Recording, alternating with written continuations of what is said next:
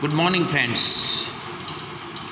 આજે આપણે ધોરણ 9 ગુજરાતી માધ્યમ subject English poem number 2 the useful plough ઉપયોગી હળ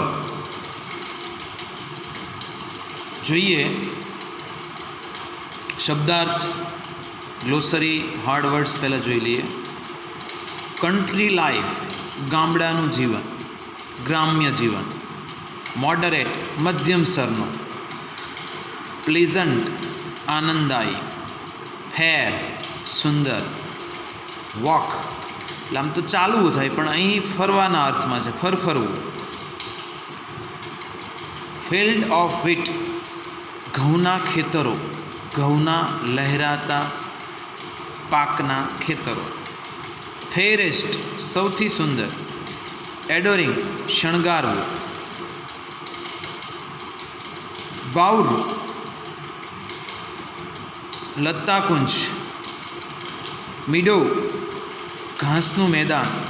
બ્રો ધાર કિનાર.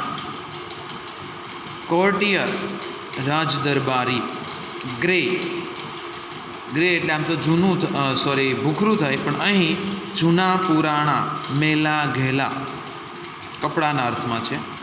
ફોલો ચલાવવું, અનુસરવું. રાઇઝ ઉઠવું, જાગવું. લાર્ક સ્કાયલાર્ક નામનું પક્ષી, લાવરી જેને કહેવાય. લેબર મહેનત મજૂરી કરવી.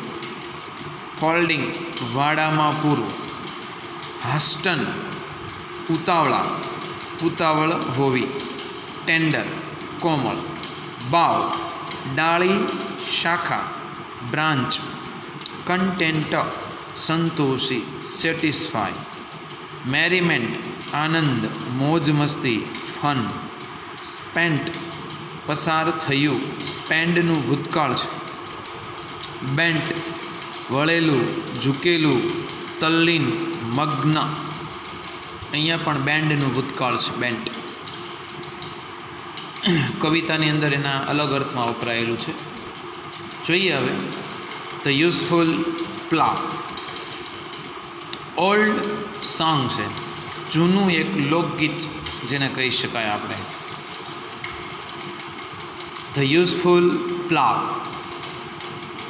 A country life is sweet in moderate cold and heat. To walk in the air, how pleasant and fair in every field of wheat. The fairest of flowers adoring the bower, and every meadow's brow. So I say, no courtier may compare with them who clothes in grey and follow the useful plough. Second stanza. They rise with the morning lark and labor till almost dark. Then folding their sheep, they hasten to sleep. Next morning is ringing with birds that are singing. On each green tender bough, with what content and merriment their days are spent, whose mind are bent to follow the useful plough. અહીં કવિ ખેડૂતના ઉદાહરણ દ્વારા ગ્રામ્ય જીવન અને શહેરી જીવનની વાત કરે છે અને બંનેની સરખામણી કરે છે. અને એમાં સૌથી શ્રેષ્ઠ જીવન એ ગામડાનું જીવન, ગ્રામ્ય જીવનની વાત કરી છે. અ કન્ટ્રી લાઈફ ઇઝ સ્વીટ. કવિ શું કે જો ગ્રામ્ય જીવન ખરેખર બહુ સુંદર, મધુર, મીઠું હોય છે. In moderate cold and heat. અને કેવું હોય છે? મધ્યમ સ્તરનું હોય છે. કોલ્ડ એન્ડ હીટ એટલે કે ઠંડી ગરમીના સંમિશ્રણવાળું, નહીં ઠંડી નહીં ગરમી. To walk in the air, how pleasant and fair in every field of wheat. To walk in the air, જ્યારે how pleasant and fair in every field of wheat. ઘઉંના પાકના ખેતરો લહેરાતા હોય અને એની અંદર જ્યારે હવા પસાર થાય, હવા ચાલતી હોય ત્યારે એ જે આપણે જોઈએ છે આમ વમળ ઉત્પન્ન કરતી હોય સાગરની જેમ. અને એ કવિ જોઈને એમ કહે છે હાઉ પ્લીઝન્ટ એન્ડ ફેર, એ કેટલું સુંદર હોય છે. ઘઉંના લહેરાતા પાકની ઉપર ચાલતી હવા કેટલી સુંદર અને આનંદદાયી હોય છે. The forest of flowers adoring the બાવર્સ.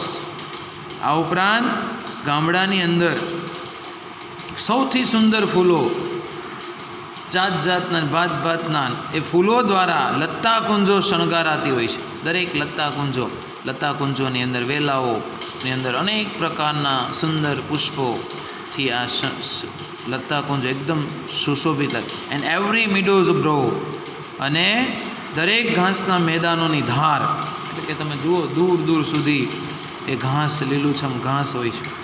So that I સે, અને એટલે કવિ એમ કહે છે આ ગીતની અંદર કે સો that I say no courtier may compare with them who clothe in grey. કોઈ પણ રાજ દરબારીની પણ સરખામણી ન થઈ શકે. કોની સાથે?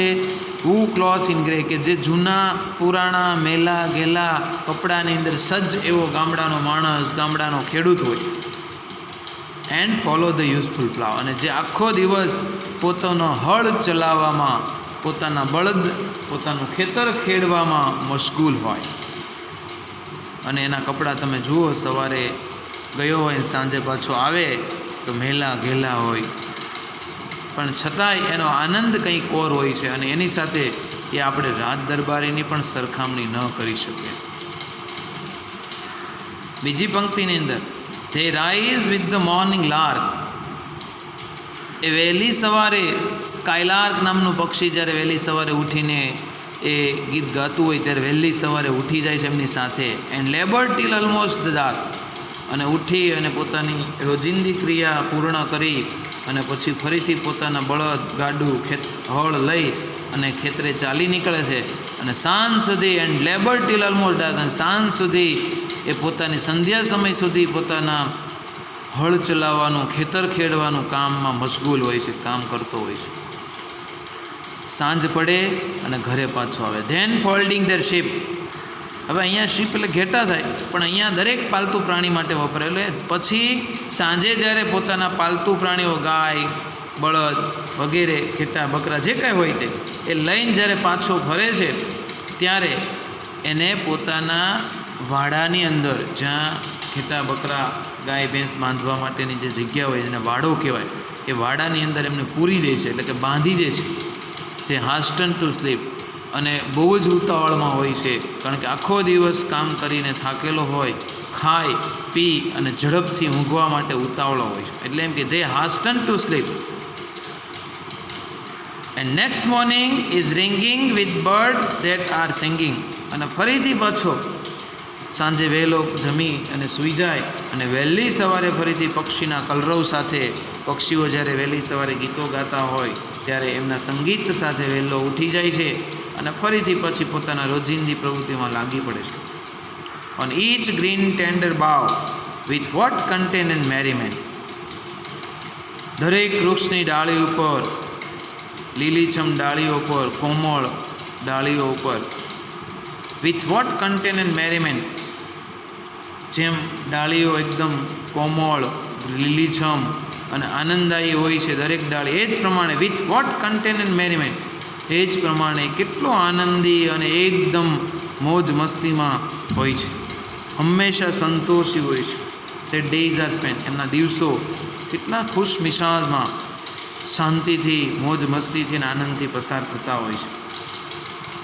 whose mind are bent, કે જેનું મન હંમેશા મગ્ન હોય છે, તલ્લીન હોય છે. શેમાં હોય છે? Two follow the useful plough, કે પોતાનું હળ ચલાવવામાં, પોતાનું ખેતર ખેડવામાં, પોતાના ખેતી કામના મશગુલ હોય છે.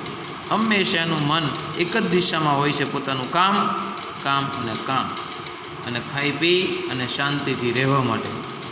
બીજી એની દુનિયાની આજે હોય ભાગદોડભરી દુનિયાની સાથે એને કંઈ લેવા દેવા નથી. તો આવો ખેડૂત અને આવું ગામડાનું જીવન કે જે હંમેશા સંતોષી હોય છે, આનંદદાયી હોય છે. એટલે કવિએ અહીં ગ્રામ્ય જીવન અને શહેરી જીવનની સરખામણી કરીને અડકતરી રીતે કટાક્ષ કર્યો છે આપણને, કે શહેરી જીવન જે ભાગદોડભર્યું છે, જેની અંદર માણસને ક્યારેય શાંતિ મળતી નથી, તેની સરખામણીમાં ગામડાનું સાદું સુંદર જીવન માણસને હંમેશા સંતોષ અને ખુશ મિજાજ આપે છે. વિદ્યાર્થી મિત્રો, શબ્દાર્થ આપણે જોયા, ગ્લોસરી જોઈ, કવિતાનો ભાવાર્થ સમજ્યા. હવે સ્વાધ્યાય ટીક કરી લો. જે સ્વાધ્યાય તમારે લખવાનું છે તમારી ઇંગ્લિશ સ્વાધ્યાયની બુકની અંદર પોએમ નંબર 2 સારા અક્ષરે કવિતા લખી દેવાની છે પહેલાં. ત્યાર પછી એના શબ્દાર્થ જે છે જે તમે આપણે જોયા છે, હું ફરીથી ફોટોકોપી પણ મોકલીશ, બરાબર? તો આ ફોટોકોપી મોકલું અથવા કદાચ ન પણ ભૂલાઈ પણ જાય, પણ તો આ જે આપણે કવિતા અને એને સ્પેલિંગ જોયા છે એ સ્પેલિંગ સારા અક્ષરે લખી અને ત્યારબાદ આ સ્વાધ્યાય જે છે કોમ્પ્રિહેન્શન C1 એક્સરસાઇઝ, બરાબર, ટ્રુ ઓર ફોલ્સ અને આન્સર ધ ક્વેશ્ચન બ્રીફ, ટૂંકમાં જવાબ આપવાના છે. 3 પ્રશ્નો છે, આટલું તમારે એડ કરી દેવાનું છે. અસ્તુ. જય હિન્દ, જય ભારત.